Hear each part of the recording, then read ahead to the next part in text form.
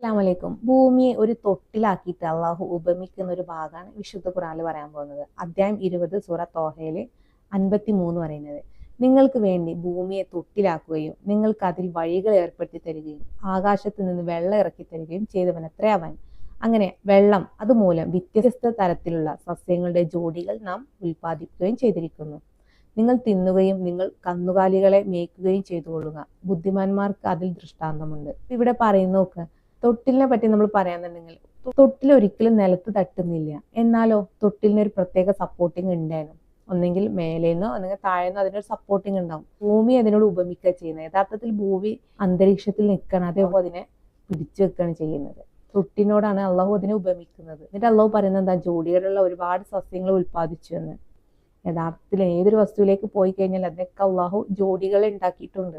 ഈ വിശുദ്ധ ഖുർആൻ ഇറങ്ങുന്ന സമയത്ത് അല്ലെങ്കിൽ നബി സല്ലല്ലാഹു അലൈഹി വസല്ലമയിലേക്ക് ഇത് ഇറക്കി കൊടുക്കുന്ന സമയത്ത് അവർക്കത് മനസ്സിലാവുന്ന രീതിയിൽ അള്ളാഹു പറയുന്നത് എന്താണ്, ഇതൊരു തൊട്ടിൽ പോലെയാണെന്നാണ്. അപ്പൊ എത്ര അത്ഭുതമാണ് യഥാർത്ഥത്തിൽ നമ്മൾ ഈ പ്രപഞ്ചം എന്നുള്ളത് നമ്മളൊന്ന് ചിന്തിച്ചു നോക്കുക.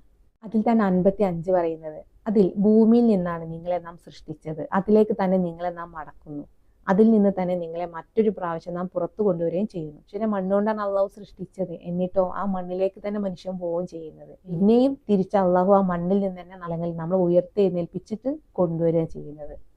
ആ ഒരു ഘട്ടത്തെ ഇവിടെ വ്യക്തമായിട്ട് പറയുന്നുണ്ട്.